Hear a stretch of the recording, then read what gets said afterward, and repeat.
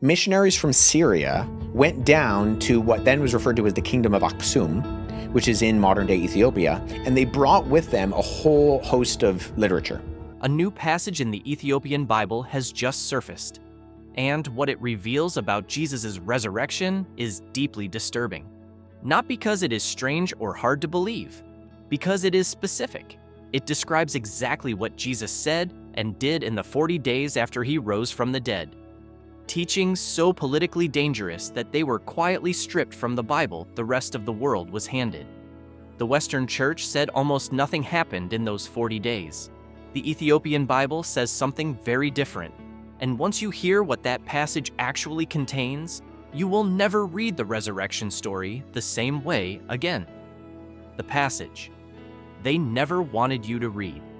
Here is what nobody tells you about the resurrection story.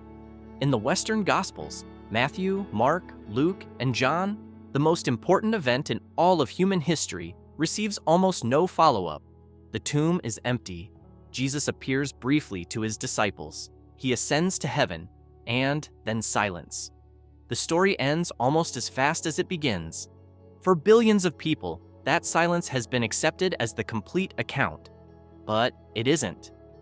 Inside the Ethiopian Orthodox Bible, a canon of 81 books, far older and far less touched by imperial influence than anything the Roman Church produced, there is a record of what actually happened in those 40 days between the resurrection and the ascension. It is a record of teachings so radical, so politically explosive, and so fundamentally different from the version the world received that they were effectively buried, not destroyed, not burned, just kept. Locked away in stone monasteries in a land the Roman Empire could never fully conquer. What Jesus said in those 40 days was not a gentle farewell, it was a warning, and it was aimed directly at the future of his own church. This is the passage. This is what it says. A Bible. The world forgot to understand why Ethiopia is the keeper of this. You need to understand something most people in the West were never taught. When Western Christians think of the Bible, they think of either the 66 books of the Protestant canon or the 73 books recognized by the Catholic Church. Those numbers feel fixed, permanent, like they have always been that way. They haven't. The Ethiopian Orthodox Tewahedo Church has always recognized 81 books. 81.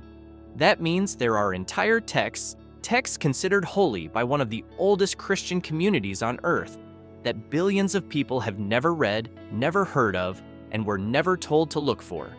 Here is why this matters. The Ethiopian Church is not a breakaway sect. It is not a fringe movement. It is among the most ancient Christian institutions in existence, tracing its origins to the earliest centuries of the faith. Long before the Council of Nicaea, long before Constantine, long before Rome decided which books were in and which books were out. The Garima Gospels, ancient Ethiopian manuscripts carbon dated to as far back as the 4th century, are among the oldest surviving Christian texts anywhere in the world. They predate the Roman Church's official formation of the biblical canon. Let that sink in. The texts Ethiopia has been preserving are not late additions. They are not additions at all. They are what was there first, before Rome got involved. And here is the other thing they don't tell you. Ethiopia's Christianity did not develop under Roman influence. Surrounded by mountains and deserts largely inaccessible to imperial armies, Ethiopian Christianity evolved along its own path. It was shaped by Ge'ez, a Semitic language with linguistic roots shared by Aramaic, the actual language Jesus spoke. The Western Gospels were translated into Greek, the language of Rome. Ethiopian texts stayed closer to the Semitic source, less filtered, less shaped by imperial priorities, closer, many scholars argue, to the original. For years, Western academics dismissed all of this as folklore, too obscure, too strange, and so it was ignored. But ignoring it did not make it disappear. The books Rome wanted erased.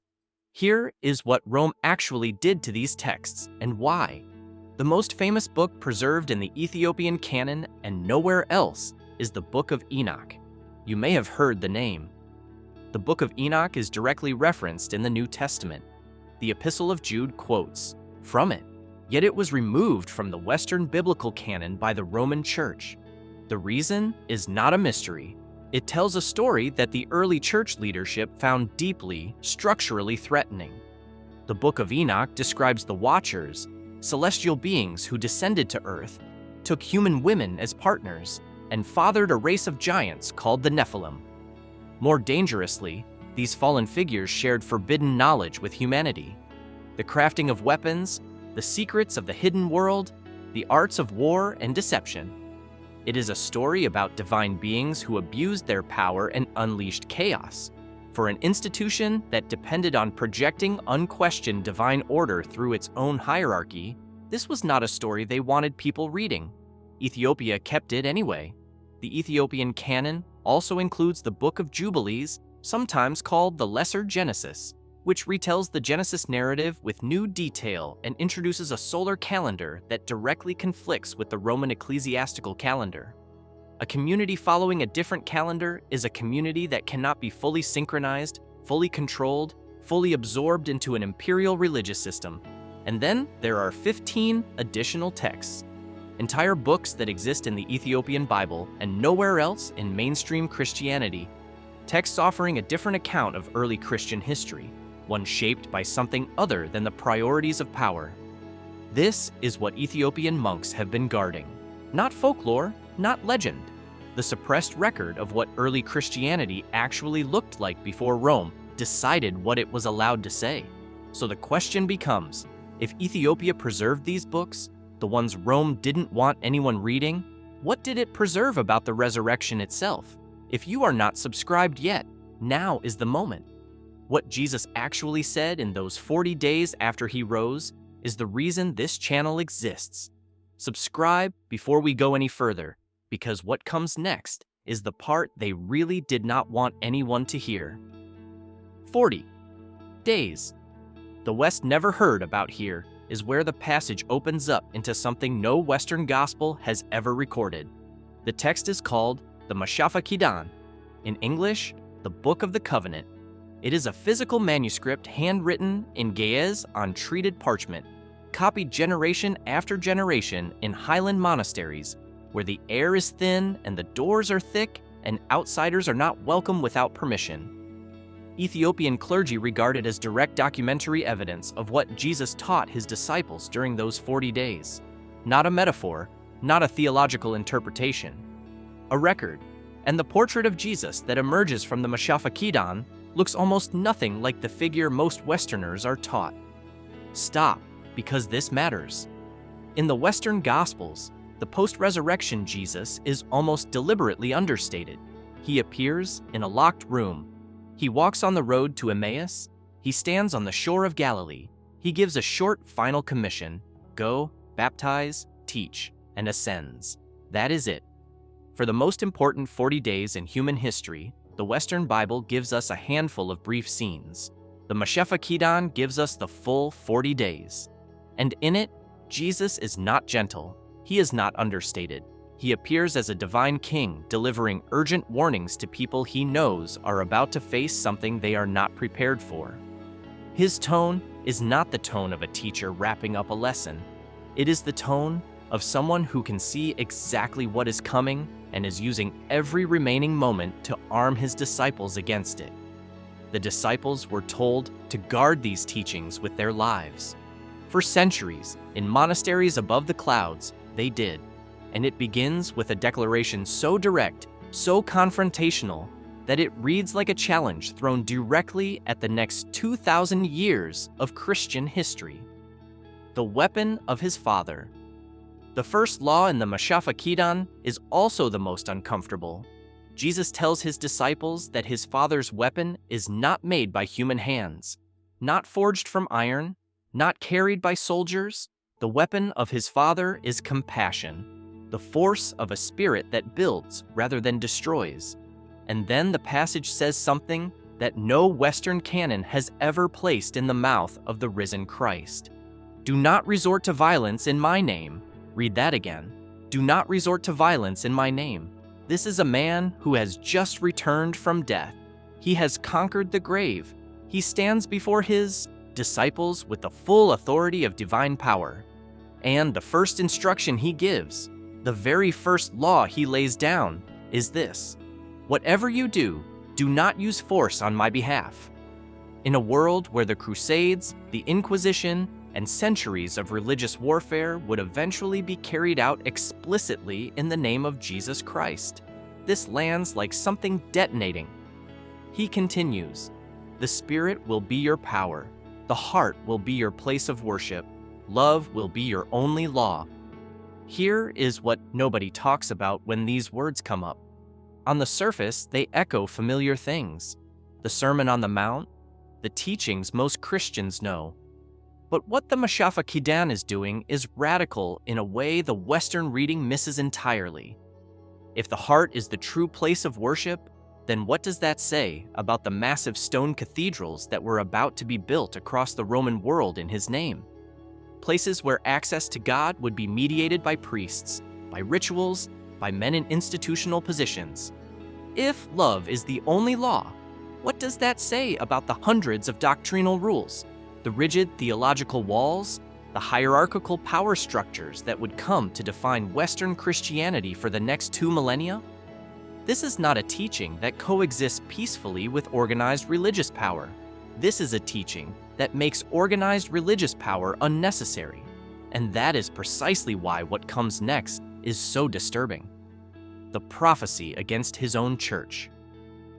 This is the part of the passage that Ethiopian clergy say was considered most dangerous, not the cosmology, not the spiritual metaphysics. This section. Because here, Jesus does not speak in parables, he does not use metaphor. He delivers a direct, explicit prophecy about the institution that will be built in his name and what it will do to his message. He warns his disciples, "What I have taught you will be changed, not gradually, not by accident, deliberately. Many will come claiming to speak for him who have no genuine connection to him at all. His words will be twisted, reinterpreted, sold for personal advantage. In the years and centuries ahead, enormous structures of stone and gold will be erected, and those structures will be presented to the world as the houses of God, while actually serving the interests of the men who control them. The transformation of the human heart, which is the entire point, will be replaced by performance, by ritual, by spectacle designed to produce obedience rather than awakening." And here is the line the Ethiopian monks return to again and again. He tells his disciples, "Look for me in quiet places, in simple and humble spaces, because that is where my true message will remain." Think about what happened next. Within a few centuries of the resurrection, Christianity became the official state religion of the Roman Empire. The wandering teacher from Galilee became the figurehead of the most powerful institutional apparatus in Western history. Churches became political headquarters. Bishops became princes. The poor, who Jesus had explicitly, repeatedly centered in his teaching, became the population that the institutional church most consistently failed. Ethiopian tradition does not call this an accident. It calls it the betrayal he saw coming, the one he warned his disciples about 40 days after rising from the dead. He stood before them and told them exactly what was going to happen to his name. And it happened anyway, almost exactly as he said. That is what the passage says. And it is not finished. The struggle between two flames. Now, the Mashafakidin goes somewhere even deeper. This is where the post-resurrection teachings stop being institutional critique and becomes something that feels like it was written for right now. Jesus tells his disciples that his death was not what they thought it was. Death, he says, is not an ending. It is more like changing garments. The body is temporary clothing, material, impermanent, borrowed. When the body fades, the spirit continues, always, without interruption. That one idea changes the entire architecture of the faith. Instead of waiting for a singular resurrection at the end of time, the framework Western Christianity built everything around, the Ethiopian vision centers on the eternal, ongoing nature of the spirit. The physical world becomes a temporary passage, not a permanent home. You are not your body. you are passing through, and then comes the teaching that resonates across every wisdom tradition that has ever existed anywhere on earth. He says that every human being carries two inner flames. One flame reaches toward light, the other falls toward darkness. Every thought you have, every word you speak, every choice you make, all of it feeds one of those flames, shaping moment by moment which direction the soul is traveling. There is no neutral ground in this vision. You are always choosing. You are always feeding one flame or the other. The spiritual journey is not determined by which building you sit in on Sunday, which creed you recite, which ritual you perform. It is shaped by the daily, relentless choices you make when no one is watching. And then, the hardest thing in the entire passage. The risen Christ describes a condition he calls living death. People who look alive, who move through the world, eat, speak, laugh, but who have allowed their inner light to go out. They filled the emptiness with pride, with wealth accumulation, with the hunger for status and power. From the outside, nothing looks wrong. On the inside, they dwell in something the text describes as a walking grave. You already know people like this. You may have been this. So have I. It doesn't feel like ancient scripture at all. It feels like a diagnosis of the present moment, and before you can fully absorb it, the passage delivers what may be its most explosive revelation yet. The Architect of Shadows. Here is where the Book of the Covenant says something that the Roman Church called the most dangerous idea in the ancient world. Jesus tells his disciples that the universe was shaped by two distinct forces. The first is the Father of Light, the ultimate source of all genuine life, all love, all truth. The second is what the passage calls the Architect of Shadows, a secondary creator, blinded by its own arrogance, responsible for building the physical world as we experience it. The physical world, an illusion, beautiful on the surface, hollow at its core. In this vision, the Architect of Shadows holds dominion over everything the human eye can see and want. Wealth, power, empires, great monuments, and most of all, fear. Those who align with the Shadow Architect gain tremendous influence in the physical realm, but they do so inside a reality that is only partially real. And here is the danger Jesus names explicitly. Future generations will confuse the Architect of Shadows with the genuine divine. The God of worldly power will be worshipped as the God of love. Stop and sit with that for a moment.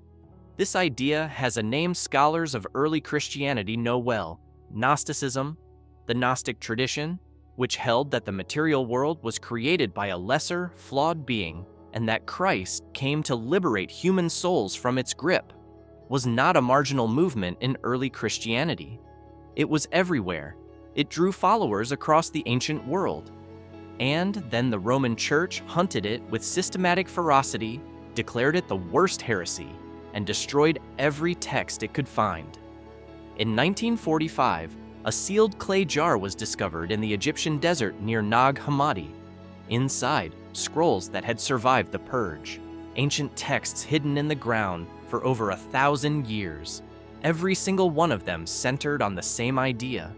The creator of the physical world is not the supreme God, and Christ was sent to free human souls from the illusion, condemned as heresy in the West, quietly preserved in Ethiopia, never declared forbidden, never erased. And if this is what the passage has already revealed, what does it say about the battle being fought right now inside every single person alive? The invisible war within. The final teaching in this section of the Mashafa Kidan is the most intimate and, in some ways, the most devastating. In a text known as the Heavenly Scrolls, Jesus reveals a truth about the nature of every individual human life from the moment of birth until the moment of death. He says, every person is accompanied by two invisible presences. The first is a guardian, a spiritual companion guiding the soul toward light, clarity, and truth. The second is a deceiver, working in the shadows of the mind, feeding doubt, confusion, resentment, and fear into the spaces where certainty used to live. They are with you right now. in every decision you have made today, in the quiet hours when you are most honest with yourself, in the loud hours when you are most likely to talk yourself into something you know is wrong. And then Jesus says the thing that strips away every comfortable religious institution ever built. No temple can fight this battle for you. No leader, no ritual, no organization of any kind. The war between light and darkness is fought entirely inside you. Only a conscious, awake mind, one that recognizes the battle for what it is, can choose the right direction through it. Here is why this was buried. You cannot charge admission to something a person can only find themselves. You cannot build a hierarchy around a truth that is equally accessible to every human being alive. You cannot sell what the passage says every soul already carries. A church cannot give you what the passage says you were born with. And the monk in his monastery, reading this passage for the 100th time, knows exactly what it costs to keep it. The gospel they buried deepest. There is one more document in the Ethiopian tradition, and it is the most controversial thing we are going to discuss today. A text known as the Gospel of Peace contains a version of the Jesus story that diverges so completely from the Western account that it was not merely excluded from the canon, it was actively hunted, suppressed, and kept from public knowledge for centuries. Scholars who have encountered it describe its core message as something powerful religious institutions found existentially threatening. Not just inconvenient, existentially threatening. In this gospel, the crucifixion does not happen as the world was told. Following the betrayal, Jesus does not die on the cross. Instead, he retreats quietly into the wilderness, in the tradition of the ancient prophets who pursued solitude and illumination away from cities and crowds. He spends years in solitude. He continues teaching. He does not die in agony. He does not rise on the third day. He simply goes on living and teaching a way of life built entirely on harmony, balance, and love. The message of the living Jesus in this text is not a theology at all. It is a practice: love, simplicity, healing, unity. He calls the earth a nurturing mother. He calls God a caring father. He calls rivers cleansing angels and trees life-giving angels. He walks barefoot through fields, blessing those who plant seeds. He teaches that heaven is not a place you go to, it is a quality of presence you can inhabit in every moment of your life. Why was this the message they buried deepest? Because in the 4th century, the Roman Empire was fracturing. Emperor Constantine needed a unifying force, a single dominant faith with central authority capable of holding an enormous and unstable empire together. A message built around a living teacher who says the heart is the true sanctuary, love is the only law, and nature reflects the divine. That doesn't hold an empire, it dismantles one. It makes every person their own center of spiritual gravity. A suffering hero who died for humanity's sins requires an institution to maintain, interpret, and control. It requires priests, bishops, councils, and gatekeepers. It requires exactly the power structure that Rome was already positioned to provide. And so, the crucified Jesus became the official story.